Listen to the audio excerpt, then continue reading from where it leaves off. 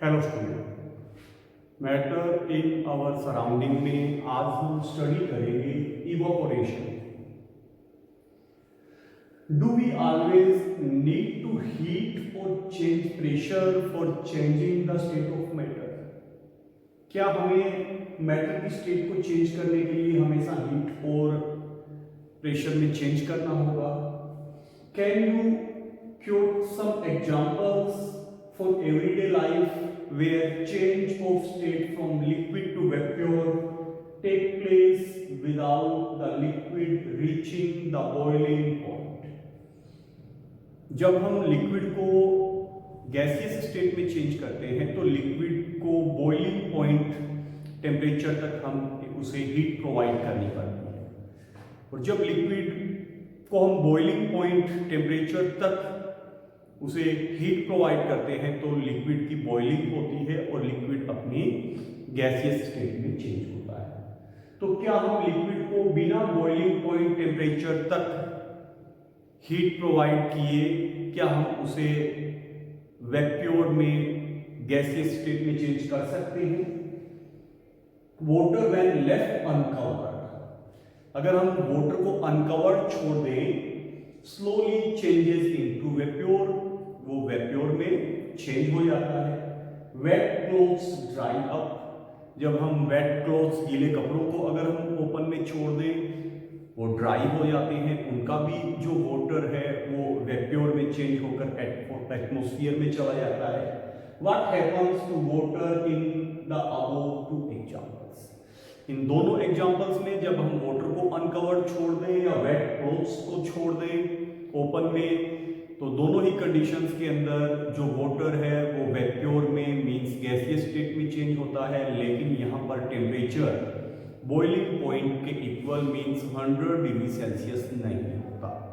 तो हम ऐसा कह सकते हैं कि बॉइलिंग पॉइंट टेम्परेचर से लोअर टेम्परेचर पर भी वाटर गैसियस स्टेट में अपनी वैक्यूम के अंदर चेंज हो सकता है। इसी को हम इवापोरेशन कहते हैं। कैसे होता है?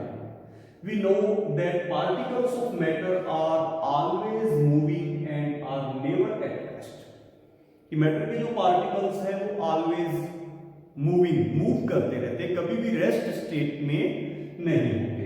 Eight a given temperature in any gas, liquid और a solid, there are particles with different amount of kinetic energy.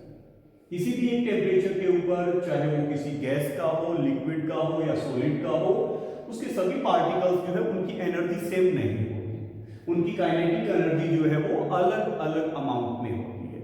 कुछ पार्टिकल्स ऐसे होंगे कि उनकी काइनेटिक एनर्जी ज्यादा होगी, और उसी टेम्परेचर पे सॉलिड, लिक्विड या गैस के कुछ पार्टिकल्स ऐसे भी होंगे कि जिनकी एनर्जी, काइनेटिक एनर्जी कम होगी। In the case of liquid, अगर हम बात करें लिक्विड की, a small fraction of particle at the surface having higher kinetic energy is able to break always from the force of attraction to other particles and get converted into vacuum.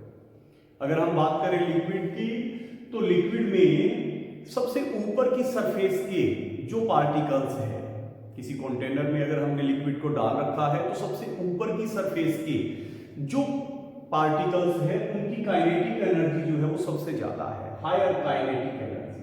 वो क्या करेंगे कि बाकी particles के साथ में उनकी kinetic energy इतनी ज्यादा है, जो अब सबसे ऊपर की सरफेस के जो पार्टिकल्स है उनकी काइनेटिक एनर्जी इतनी ज्यादा है कि उस काइनेटिक एनर्जी से वो लोअर की सरफेस के जो पार्टिकल्स है उनके बीच की अट्रैक्शन फोर्स को तोड़ देते हैं और किसमें कन्वर्ट हो जाते हैं? वैक्यूम में कन्वर्ट हो जाते हैं। यही इवापोरेशन है।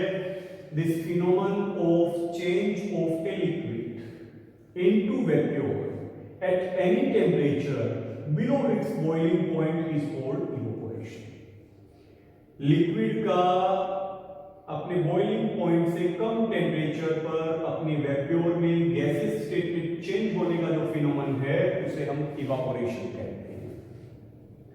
तो ये क्लियर है कि इवापोरेशन एक ऐसा प्रोसेस है जिसमें वाटर अपनी गैसियस स्टेट वेप्योर में चेंज होता है अपने boiling point means 100 degree Celsius से कम टेम्परेचर पर। फैक्टर्स अफेक्टिंग इवापोरेशन, कौन कौन से फैक्टर हैं जो इवापोरेशन को अफेक्टेड करते हैं, इसके लिए हम एक इंपॉर्टेंट एक्टिविटी परफॉर्म करेंगे। Activity 1.14, take 5 ml of water in a test tube and keep it near a window or under it। एक टेस्ट ट्यूब में आपको 5 ml वाटर लेना है, उसे एक विंडो के पास में या फैन के नीचे छोड़ना है। 5 ml water in an open china dish, एक बोवल शेप्ड, पीछे हमने देखा था एक बोवल है, ग्लास की बनी हुई बोवल है चाइना डिश, उसमें भी आपको 5 ml वाटर लेना है। Keep it near a window और अंडर ए फैन। एक बार आपने 5 ml वाटर लिया है टेस्ट ट्यूब में, विंडो के पास में या फैन के नीचे छोड़ा है, फिर उतनी ही क्वांटिटी में 5 ml वाटर आपने एक broad bowl shaped china dish में लिया है, उसको भी आपने फैन के नीचे या विंडो के पास में रखा है। Take 5 ml water in an open china dish and keep it inside a cupboard or on a shelf or in your glass। फिर आपने ओपन चाइना डिश में फिर 5 ml वाटर लिया और इसे आपने फैन के नीचे या विंडो के पास में नहीं रखा, अपनी ग्लास में, सेल्फ में या कपबोर्ड में इसे रख दिया, फैन से अलग, विंडो से अलग। Record the room temperature, thermometer की हेल्प से अपने रूम के टेम्परेचर को रिकॉर्ड करेंगे। रिकॉर्ड द टाइम और days taken for the evaporation process in above cases, और इन केसेस के अंदर हम वो टाइम रिकॉर्ड करेंगे जिसमें वाटर जो है वो क्या हो जाएगा, इवोपोरेट हो जाएगा। Repeat the above 3 steps of activity on A rainy day and record your observation. अब यही तीनों जो हमारे स्टेप्स है, तीनों जो एक्टिविटी के जो स्टेप्स है, उनको हम रेनी डेज में भी रिपीट करेंगे और फिर अपने ऑब्जर्वेशन को रिकॉर्ड करेंगे। What do you infer about the effect of temperature, surface area, wind velocity on evaporation.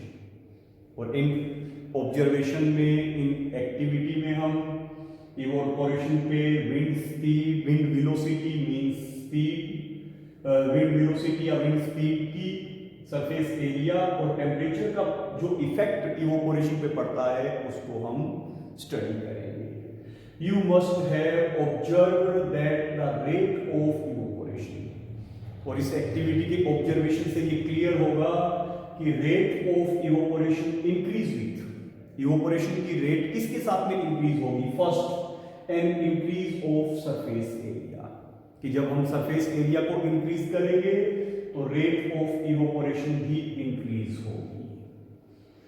वही 5 ml वाटर हमने टेस्ट ट्यूब में लिया है, वही 5 ml वाटर हमने चाइना डिश में लिया है, दोनों को हमने फैन के नीचे छोड़ा है, टेम्परेचर, रूम टेम्परेचर सेम है, वाटर की जो हम कहें कि अमाउंट है वो सेम है, विंड स्पीड सेम है, लेकिन हम देखेंगे कि टेस्ट ट्यूब के कंपैरेटिवली जो चाइना डिश में वाटर है वो इजीली इवोपोरेट होता है। क्या डिफरेंस है यहाँ पर, चाइना डिश का जो सरफेस एरिया है वो टेस्ट ट्यूब के कंपैरेटिवली ज़्यादा है, तो जितना ज़्यादा सरफेस एरिया होगा वाटर के इवोपोरेशन की रेट भी उतनी ही इंक्रीज होगी। Evaporation is a surface phenomenon, जितना ज़्यादा सरफेस, इवोपोरेशन की रेट उतनी ही high. If the surface area is increased, the rate of evaporation also increase. For example, अब इसका हम एक एग्जाम्पल, हम इसका एक एप्लीकेशंस अपने डेली लाइफ में देख सकते हैं। While putting clothes for drying up, we spread them out. जब हम कपड़ों को सुखाने के लिए डालते हैं, हम उनको फैला देते हैं, तो उनका सरफेस एरिया इंक्रीज हो जाता है और रेट ऑफ इवोपोरेशन भी इंक्रीज होने से वो जल्दी ड्राई हो जाती है। फिर rate of evaporation increase with an increase of temperature, rate of evaporation temperature को इंक्रीज करने पर भी इंक्रीज होती है। With the increase of temperature more number of particle get enough kinetic energy to get into vapour state. क्या effect होगा, जब हम टेम्परेचर को इंक्रीज करेंगे तो लिक्विड के ज़्यादा पार्टिकल्स जो है उनकी काइनेटिक एनर्जी इंक्रीज होगी और वो अपने बाकी पार्टिकल से बॉन्ड को तोड़कर गैसीय स्टेट में वैक्यूम में चेंज हो जाएंगे। तो अगर हम टेम्परेचर को भी इंक्रीज करेंगे तो रेट ऑफ इवोपोरेशन भी इंक्रीज होगी। Next, rate of evaporation increase with A decrease in humidity. अगर हम ह्यूमिडिटी को डिक्रीज करें, अगर ह्यूमिडिटी डिक्रीज होगी तो भी रेट ऑफ इवोपोरेशन इंक्रीज होगा। What is humidity? Humidity is the amount of water vapour present in air. Air में प्रेजेंट वाटर वेप्योर की जो अमाउंट है उसे ह्यूमिडिटी कहते हैं। The air around us cannot hold more than a definite amount of water vapor at a given temperature. एक fix temperature के ऊपर जो एयर है वो एक डेफिनेट अमाउंट से ज्यादा वाटर वेपोर को होल्ड नहीं कर सकती। If the amount of water, अगर पहले से एयर में वाटर की अमाउंट ज्यादा है तो इस कंडीशन में वो एयर और ज्यादा वाटर वेपोर को होल्ड नहीं कर सकती। इस कंडीशन में रेट ऑफ इवोपोरेशन क्या होगी? कम होगी। तो अगर ह्यूमिडिटी ज्यादा है इस कंडीशन में ऐसी एयर वाटर वेपोर को होल्ड नहीं कर पाती। इस कंडीशन में रेट ऑफ इवोपोरेशन डिक्रीज होगी। तो रेट ऑफ इवोपोरेशन को इंक्रीज करने के लिए ह्यूमिडिटी जो है उसे डिक्रीज करना होगा। एंड फिर हम कह सकते हैं rate of evaporation increase with an increase in wind speed. अगर आप एयर और विंड की स्पीड को इंक्रीज करेंगे, अगर एयर और विंड की स्पीड अगर इंक्रीज होगी तो रेट ऑफ इवोपोरेशन भी इंक्रीज होगा। It is a common observation that clothes dry faster on windy with the increase. अब ऐसा क्या होगा, ये आपने ऑब्जर्व किया है, हमारा कॉमन ऑब्जर्वेशन है कि विंडी डेज, ऐसे दिन जब विंड्स या हम कहें कि एयर की स्पीड ज्यादा है, उन दिनों के अंदर जो क्लोथ्स ड्राई जो क्लोथ्स है, वेट जो क्लोथ्स है वो इजीली क्या हो जाते हैं, ड्राई हो जाते हैं। रीजन क्या होगा? With the increase of wind speed the particle of water vapour, wet clothes के आसपास की जो एयर है उसमें ह्यूमिडिटी है।